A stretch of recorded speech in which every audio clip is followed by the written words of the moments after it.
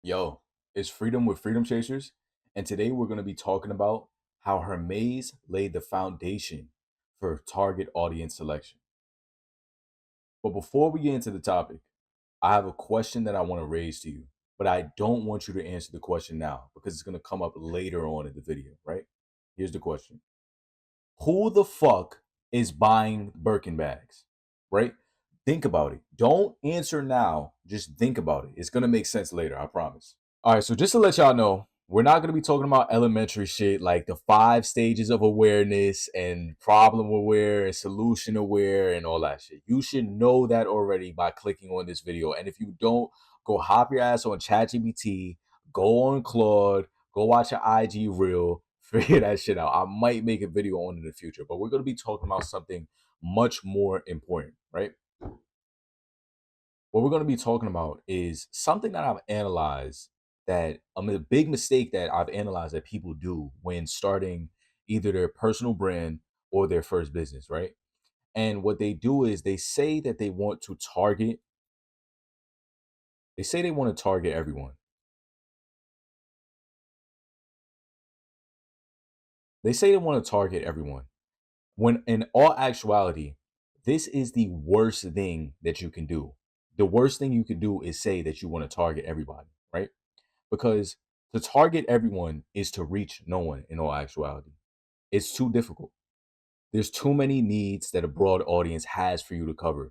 It's too many things that each of them want. They all want specifically different things. And then when you talk to a broad audience, who are you speaking to specifically? Who is your product catered toward? Like, sure, you're making a health supplement for people, but what is it exactly solving, right? Is it going to raise pH? Is it going to lower stress? Is it going to boost energy, right? You can't just throw something out there. And even within those variables, there's still very specific needs that people want to get done. What age demographics? How are they feeling emotionally, right? And then let's get into the next factor here, number two, because that was number one, what I just said. And excuse my handwriting, because I'm literally my handwriting is shit, and like doing this whole like type writing on the mouse pad, like this shit is ass for me. So just ignore that. But number two is the amount of money that goes into mass media marketing. It's enormous, right? If you try to follow in the footsteps of these big companies, these big personal brands, these people who have teams and the expendable money to do and go and mass market, number one, they have different goals from you, right? You're starting out, you're smaller, you don't have that amount of money, you don't have those same goals, you don't have the same level of awareness, so it's useless to do that. But the important thing is Hermes shows us that you actually don't have to do that. Now, with that being said, look at this price tag, right? Look at this price tag and tell me who the fuck is buying. Tell me who's buying. Because it's not me and it's not you. And if it is, can I please have some money? I guarantee you that in thinking of the answer to my question, it was only two groups of people that came to mind, right? And I'm going to assume that number one was a shitty one. Number one was probably celebs, right? We got Cardi B here, right? We got Cardi B, we got ASAP Rocky. So think fashion celebrities. Think Lil Uzi, JT, they probably got themselves some Birkins and shit, right? Celebrities. And then number two is ultra, ultra high net. It's a shitty N. That looks like high wet, but I'm saying ultra high net. Ultra high net worth, right? Ultra high net worth individuals. These are people that's worth tens of millions to anywhere up to like billionaires, right? So Kim Kardashian, whoever the fuck these guys are, this guy, he looks like a billionaire. Like you don't know their names, but they're just up there, right? Those are the only two people that is buying Birkin. Now think about this target audience. Think about like take really into scope how small of a percentage of people this is in the global population. Look, it's telling you right here 0.0078% of the global population. That is 600, that's only 600,000 people. And in the US, that's only two. Like, look at this, bro. That's their target market. They don't give a shit whether me or you buy their product. They don't give a shit whether the mass majority buy their product. And so when you're choosing your specific target audience, you should not give a shit either. This is the exact attitude that you should have. And Hermes is even employing certain strategies to ensure that nobody else buys their product but the people that they want and they select. One of the systems they employ right now is called the quota bag system, right? And that's what a Birkin bag is. So a quota bag are bags that you have to earn the right to buy. It works just like a, getting a black card from a bank. First of all, you have to be in a certain tax bracket. That's number one, right? Can you even afford this shit? Number two, you have to build a reputation with them. That means that you have at least obviously have to spend a certain amount, a certain cap of money to even be considered for an invitation to buy the Birkin bag. This is not something you're just gonna go into a store and pick up unless you can get it from some type of third party. This is just not something you're gonna get. You have to get invited. Now, what does this create in the prospects? What does this create in the customers? A sense of exclusivity, a sense of community, right? Exclusivity and community. Who else is getting this? You have to first of all, I'm in the tax bracket, so you're already stunned, right? Community. You're getting invited. They're inviting you. They're indoctrinating you. This is the highest level of fraternizing, right?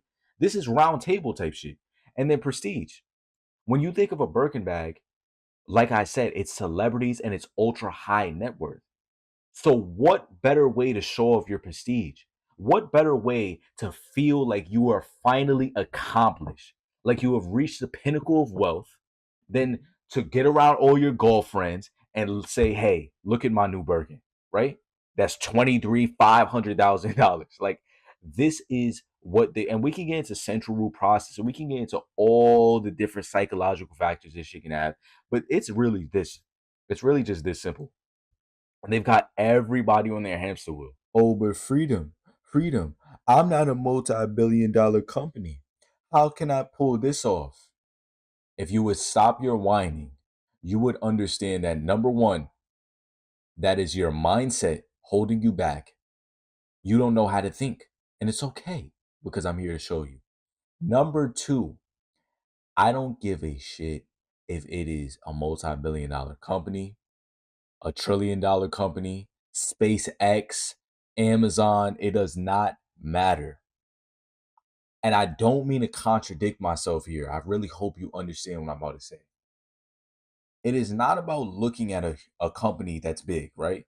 That has all these resources and going and trying to follow exactly in their footsteps. That's not what it's about. It's not about seeing a winning creative or a winning ad and going and doing and ripping exactly what they're doing. No, it's about understanding, how did they win? How did they start? What's the philosophy behind it? Like, what exactly is the sentiment behind why they won, right? And then taking that, and right here, adaptability. How can I apply it, right? How does this apply to me? Well, you have to ask yourself first, how can I apply this to my market, to my niche, to my brand, right? And so, look, and so since we're on the topic of clothing, right? Let's say you're a clothing brand owner, and especially if you're in my generation, you are into the fashion game, you're going to understand what I'm about to say. You're going to understand these brands, right? So, let's say you're a clothing brand owner, right?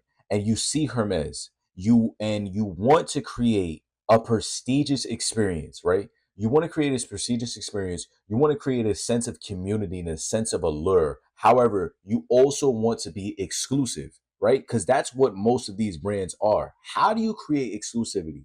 It's not about, you don't have the resources like Hermes to go dump all this money into ads and these marketing campaigns. You don't have the resources. You don't have the time to do that. However, how did Hermes establish authority? By saying, hey, we're going to invite you. We have a good product, right? We have a good product. And the only way that you're going to get this good product is to build a reputation with us so we can invite you. What do majority of these brands do? They provide you with visuals on the good product, visual, Visual, right? You see it. You see what's going on. Right here is an embroidery. Let me zoom up for you. This is embroidery. It looks fucking fantastic. Over here, this is more grunge type shit. This is more grunge. You got Playboy Cardi here. You got ASAP Rocky. All right, cool. That's establishing authority.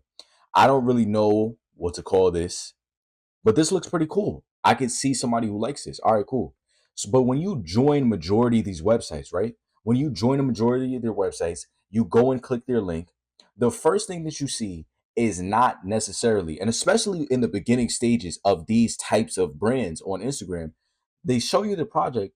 You go to their website, and you're not looking at a collection yet. You're not looking at the clothes that you want yet. It says join the waitlist, or they have you like treasure hunt for some key, or join their Facebook group or their Telegram or their Discord so their moderator could give you access when they want. You see what I'm saying? Like there's certain things, and that was the thing, and it still is the thing. Like ever since I'd say around 2 years, that's been a big thing for clothing brands. And so it's not about reinventing the wheel. It's not about reinventing. It's not about reinventing at all. You don't have to do that because you don't have those resources and that's not your goals. But you have to say, how did they establish authority? How did they create exclusivity? And now, okay, how can we now just alter this a little bit into what we're doing? Yes, you don't have to go and buy all of these products, right? You want this jacket, you don't have to go buy these pants. You don't have to go buy any of this shit, any of it to get this jacket that you want. But all you have to do is wait. All you have to do is sign up. All you have to do is join the Discord and get involved in our community.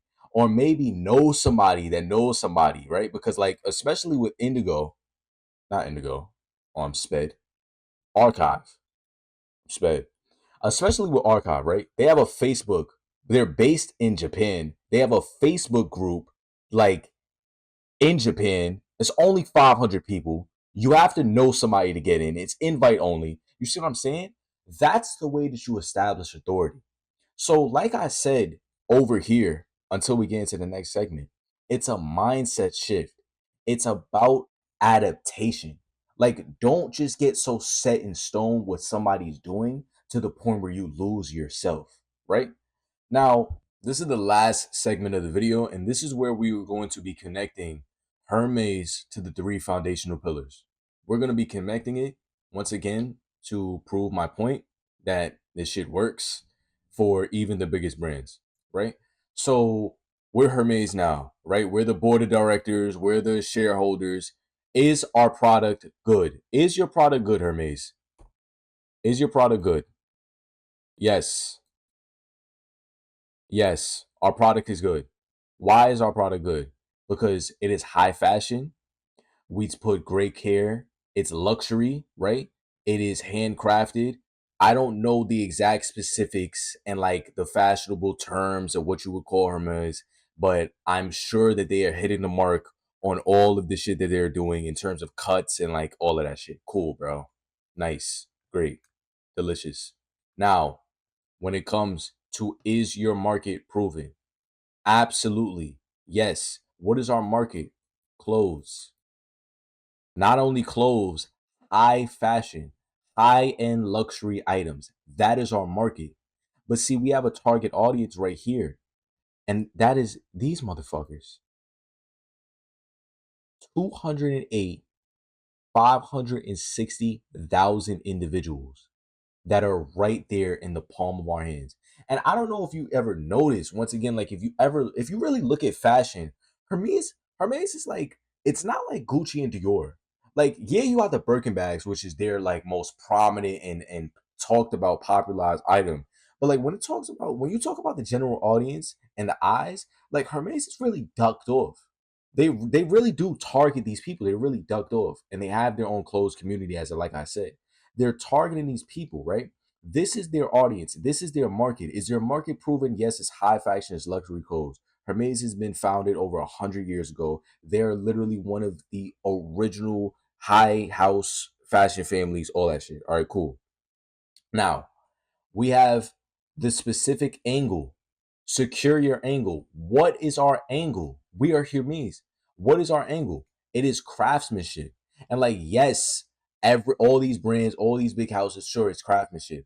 But Hermes, literally, like, I don't know if you know a little bit of like fashion history. They have something called artisans, right? Cool. These are the people that like they do all the tailoring, they do all of the like designing and crafting for bags, all the items, the tailoring, the bags, the accessories, the shoes, all of that shit. And obviously throughout the years, there's been technology to help them speed up this process, right? So is it still handmade? Yeah. But it just is to help speed up the process a little bit. Hermes doesn't do this at all. And especially with fucking Birkin bags. They have schools where they teach their students, and obviously it's a rigorous course. They have schools where they teach people how to become artisans, which is a lost, dying art right now, and they dedicate 100% of their time to making sure that every step of the process, from when you place your order to when you get your bag, that it is 100% handmade. Now, what does that mean? There's a specific niche of people from these individuals, from this market of high fashion and luxury. They value one thing over everything else, and that is craftsmanship. And Hermes saw that and said, okay, we are going to now dedicate ourselves to this bunch of people. We're going to dedicate ourselves to these individuals who value craftsmanship because they're going to give us the money for our effort. So, what do you get what I'm saying now? Like, is it making sense in your mind? People value craftsmanship. That's the specific niche. That's their angle. And now they put 100%. Like, I don't know what else to say. What do they value? It's like that's literally it. That's literally it. I really have nothing else to say.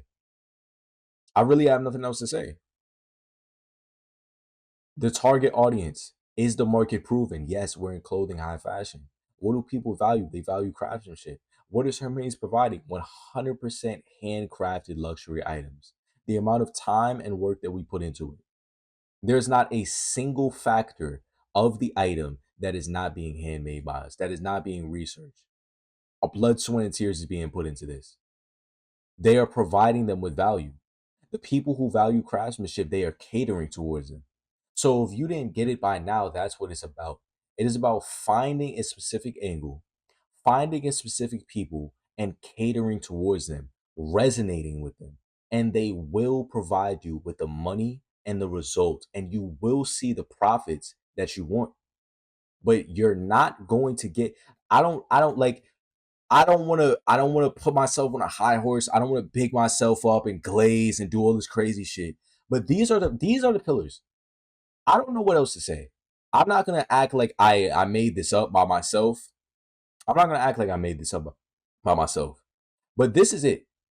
You want to know what, how your competitors are doing shit, then reverse engineer it. Reverse engineer it like a mad scientist and dissect it and then apply it. We talked about this. You have this video, save it.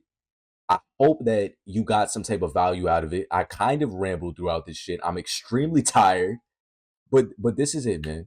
The three foundational pillars. This is what you have to ask yourself. You have to ask yourself these two questions, and then you have to acquire this.